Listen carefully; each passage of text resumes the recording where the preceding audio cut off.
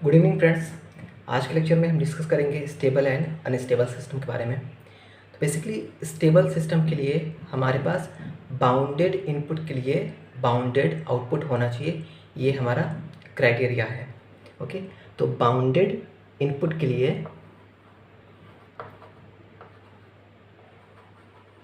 Bounded input, इसके लिए क्या होना चाहिए, हमारे पास बाउंडेड आउटपुट होना चाहिए। बाउंडेड इनपुट का क्या मतलब हुआ? बाउंडेड इनपुट का मतलब हुआ जैसे कि हमारे पास कोई ग्राफ हो एक्सपोनेंशियल का, लाइक इस तरीके से, ओके, या फिर हमारा यूटी का ग्राफ हुआ इस तरीके से, ओके। तो ये हमारा क्या है कि बाउंडेड है। यहाँ पे एरिया क्या हो रहा है, कंटिन्यू डिक्रीज हो रहा है। यहाँ पे एरिया क्या है, कंटिन्यू कांस्टेंट है। तो जहाँ पे एरिया या तो डिक्रीज हो रहा हो या फिर कांस्टेंट हो, तो वो हमारा इनपुट कहलाता है बाउंडेड इनपुट। और अगर यहाँ पे जैसे कि हमारे पास रैंप सिग्नल हो, रैंप सिग्नल इस तरीके से होता है, तो यहाँ पे क्या है, एरिया कंटिन्यू इंक्रीज कर रहा है। एरिया कंटिन्यू इंक्रीज करने का मतलब क्या हुआ, ये हमारा अनबाउंडेड सिस्टम है।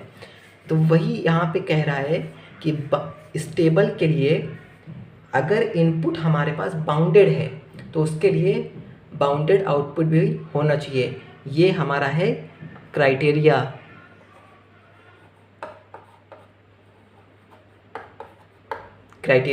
ओके, अब बात करते हैं बाउंडेड कौन कौन से सिग्नल हैं।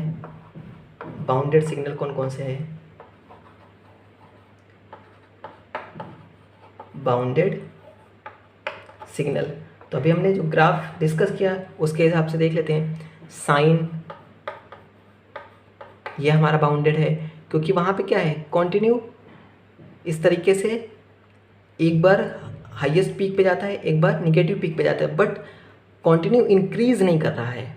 ओके, उसका एम्पलीट्यूड देखेंगे तो हमेशा कांस्टेंट ही रहेगा, पॉजिटिव और निगेटिव में। साइन कॉस हो गया इसी तरीके से। ओके, टैन नहीं होगा क्योंकि टैन का ग्राफ कैसा होता है, टैन का ग्राफ कुछ इस तरीके से होता है। ओके, तो ये क्या हो रहा है, यहाँ पे एरिया कंटिन्यू कुछ टाइम के इस तरीके से फिर सडन इंक्रीज हो गया है, तो ये हमारा बाउंडेड नहीं होगा। ओके, तो इसलिए साइन और कॉस होगा। उसके अलावा क्या हो सकता है, यूटी हो सकता है, यूटी का मैंने अभी दिखाया था बना के ग्राफ। सिग्नम हो सकता है क्योंकि सिग्नम भी यूटी से ही ड्राइव किया गया है। ओके, सिग्नम टी हो गया।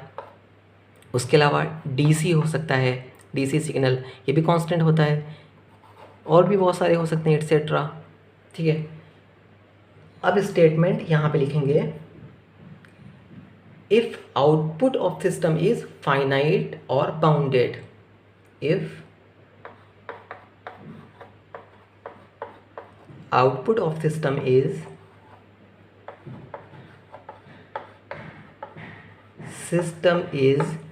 finite or bounded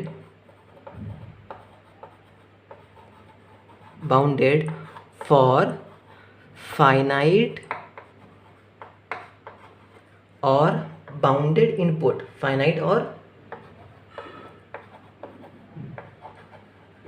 bounded input, then system will be stable. Then system will be stable. Okay, अगर हमारा आउटपुट फाइनाइट या बाउंडेड के लिए, फॉर फाइनाइट और बाउंडेड इनपुट, ओके, तब हमारा सिस्टम क्या कहलाएगा, स्टेबल कहलाएगा। यही बात हमने यहाँ बताई थी, बाउंडेड इनपुट के लिए बाउंडेड आउटपुट होना चाहिए, ये हमारा क्राइटेरिया है। एग्जाम्पल के थ्रू देखेंगे।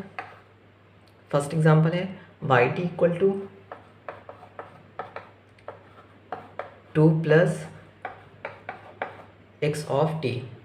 तो इसको चेक करना है कि हमारा स्टेबल है कि अनस्टेबल है।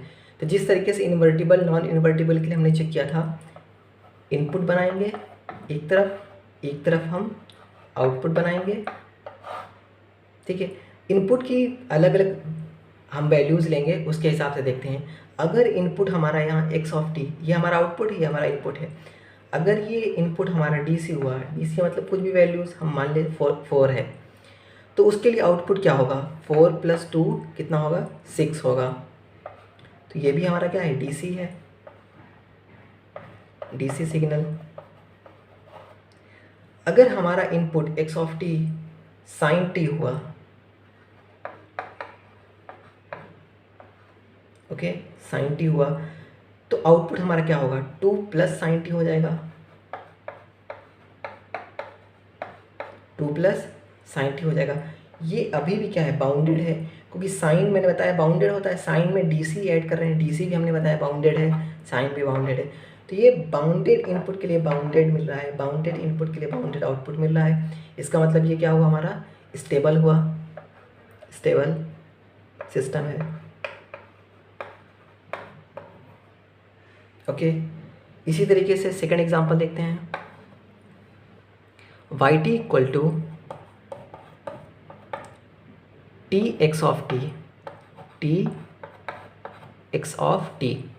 इसमें भी वही करेंगे, इनपुट एक तरफ लिखेंगे, एक तरफ आउटपुट लिखेंगे, इनपुट की अलग अलग वैल्यूज़ के लिए चेक करेंगे। किसी एक पे भी अगर हमारी वैल्यूज़ जो है अनबाउंडेड आ जाती है तो हम कह देंगे सिस्टम अनस्टेबल है।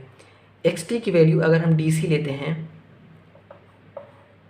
इनपुट dc ले रहे हैं, dc कुछ भी मान लीजिए हमने 2 ले लिया, तो 2 लेने के लिए यहाँ जब 2 रखेंगे तो आउटपुट हमें क्या मिलेगा, 2t मिलेगा, 2t।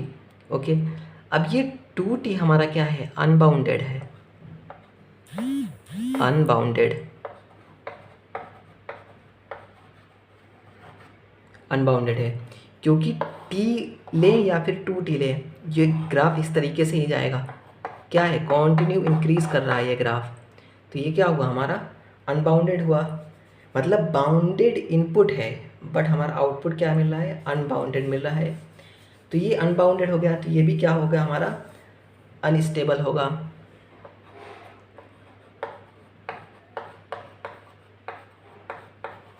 Unstable, okay. उसके बाद थर्ड देखते हैं, y of t equal to sine t x of t। इसके लिए देखना है, ओके। तो एक तरफ इनपुट बनाएंगे x ऑफ t, एक तरफ output y of t। x of t हम कुछ भी ले सकते हैं, मान लीजिए हमने dc ले लिया 2, ठीक है। तो यहाँ पे 2 हमने ले लिया, तो आउटपुट हमारे पास क्या मिलेगा, 2 साइन टी।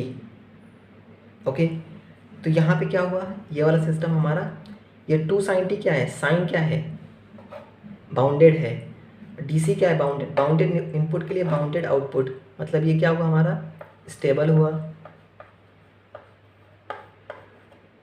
ओके, इसी तरीके से हम इंटीग्रेशन की बात कर लेते हैं, इंटीग्रेशन और डिफ्रेंशिएशन की भी 4 नंबर पे यहाँ पे है, y of t equal to integration minus infinity to t x tau d tau, x tau d tau. इसके लिए अब ये क्या हुआ, इसके लिए भी सेम चेक करेंगे, इनपुट यहाँ पे लिखेंगे x ऑफ t, इस तरफ लिखेंगे आउटपुट y ऑफ t, ठीक है। अगर यहाँ पे x ऑफ टाउ मतलब इनपुट हम ले लें, अगर u of t step signal ले लें, तो हमने बताया था स्टेप सिग्नल का इंटीग्रेशन क्या होता है, रैंप होता है। ओके, तो ये आएगा r ऑफ t, और रैंप सिग्नल क्या होता है, अनबाउंडेड होता है, अनबाउंडेड होता है। ओके, रैंप सिग्नल इस तरीके से होता है, इस तरीके से रैंप सिग्नल होता है। तो ये हमारा क्या है, अनबाउंडेड है, क्योंकि कंटिन्यू इंक्रीज कर रहा है। तो जब ये हमारा क्या है, यूटी हमारा क्या है, बाउंडेड, बाउंडेड इनपुट के लिए अनबाउंडेड आउटपुट मिल रहा है। इसका मतलब ये क्या हुआ, हमारा अनस्टेबल हुआ सिस्टम,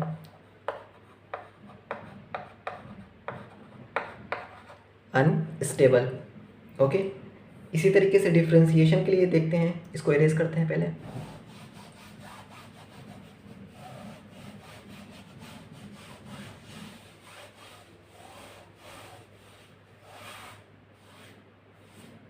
ओके, तो यहाँ पे नेक्स्ट क्वेश्चन देखेंगे, y of t equal to d by d t x of t. Okay, तो यहाँ पे इनपुट लिखेंगे x ऑफ टी, यहाँ पे आउटपुट लिखेंगे y ऑफ टी। अब इनपुट हम कुछ भी ले सकते हैं, मान लीजिए हमने DC लिया सिग्नल इनपुट 2, तो 2 का डिफ्रेंसिएशन t के रेस्पेक्ट में क्या होगा, 0 होगा। अगर मान लीजिए हमने यहाँ पे लिया साइन t इनपुट में, तो यहाँ पे रखेंगे साइन t और t के रेस्पेक्ट में डिफ्रेंशिएट करेंगे तो क्या आएगा, कॉस आएगा। ओके, ये हो गया। उसके अलावा अगर हम u ऑफ t ले लेते हैं, तो यहाँ पे भी क्या है, देखिए 2 है DC, ये क्या है, बाउंडेड है। बाउंडेड के लिए हमें आउटपुट क्या मिला, 0, ये भी बाउंडेड है। ये हमारा बाउंडेड इनपुट है, उसके लिए कॉस, साइन और कॉस दोनों बाउंडेड होते हैं। तो बाउंडेड इनपुट के लिए बाउंडेड, अभी तक तो सही है, स्टेबल मिल रहा है। अभी जैसे ही हमने ut रखा, ut यहाँ रखेंगे तो ut का डिफ्रेंसिएशन क्या होता है, डेल्टा t, इम्पल्स मिलता है। अब इम्पल्स क्या है, बाउंडेड है, नहीं है। इम्पल्स क्या है, अनबाउंडेड है, अनबाउंडेड है, क्योंकि इम्पल्स की वैल्यू इस तरीके से मिलती है, सडन चेंज होता है 0 पे। ओके, उससे पहले 0, उसके बाद 0, जस्ट 0 सडन इंक्रीज। तो सडन वाले जितने भी आएंगे हमारे क्या होंगे, वो अनबाउंडेड सिस्टम होते हैं। तो जब ये अनबाउंडेड हुआ तो इसके लिए हमारा ये क्या होगा, अनस्टेबल होगा, अनस्टेबल सिस्टम होगा। ओके, इसी तरीके से 6 नंबर लास्ट देख लेते हैं, y of t equal to e to the power minus modulus x of t। Okay, तो इसी के लिए यहाँ पे इनपुट लेंगे, यहाँ आउटपुट लेंगे। इनपुट अब हम कुछ भी रख सकते हैं, सबसे पहले हम DC चेक करते हैं। DC के लिए 2 रखेंगे, यहाँ पे अगर 2 रखेंगे तो e टू द पावर -2 होगा। e टू द पावर -2 क्या है, ये भी हमारा क्या है, डिक्रीजिंग फंक्शन है, तो ये भी क्या होगा, बाउंडेड इनपुट के लिए बाउंडेड ही मिलेगा। अगर हम यहाँ पे u ऑफ t रख दें, u ऑफ t, तो u ऑफ t रखेंगे तो e to the power minus modulus of u of t मिलेगा। ओके, ये भी हमारा क्या होगा, ये भी हमारा बाउंडेड ही होगा, एक्सपोनेंशियल डिक्रीजिंग बनेगा, तो ये भी हमारा बाउंडेड है। ओके, तो जब इन दोनों इनपुट के लिए और भी हम चेक करेंगे तो सारे इसी टाइप के, किसी भी एक इस टाइप के इनपुट के लिए जो कि हमारा ये जो बाउंडेड है उसके लिए बाउंडेड ही मिलेगा। ऐसा नहीं होगा कि किसी इनपुट के लिए हम बाउंडेड यहाँ पे ले और आउटपुट इसमें बाउंडेड आ जाए। तो जब ऐसा है, सेटिस्फाई कर रहा है क्राइटेरिया को, बाउंडेड इनपुट के लिए बाउंडेड आउटपुट, तो ये भी हमारा सिस्टम क्या होगा, ये भी सिस्टम हमारा स्टेबल होगा। ओके, एक और है, लास्ट क्वेश्चन है, ये भी बचा हुआ है, इसको भी देख लेते हैं। जैसे कि यहाँ पे 7 नंबर पे है, y of t equal to integration minus infinity to t cos 3t, okay, 3 tau x tau d tau. ये हमारा इनपुट है, ये आउटपुट है, ये इसका कोएफिशिएंट है। ठीक है, तो अब यहाँ पे इनपुट हमारा क्या है, x ऑफ t है। तो अगर यहाँ पे ut रखते हैं, तो ut रखेंगे तो इसका इंटीग्रेशन क्या होगा, रैंप सिग्नल हो जाएगा, तो ये डायरेक्ट क्या होगा, अनस्टेबल। ओके, तो इतने क्वेश्चन थे, इसके थ्रू हमने स्टेबल और अनस्टेबल के बारे में सीखा है। तो आज के लेक्चर के लिए इतना ही है। अगर वीडियो अच्छी लगे तो please like, share and subscribe जरूर करें। Thank you.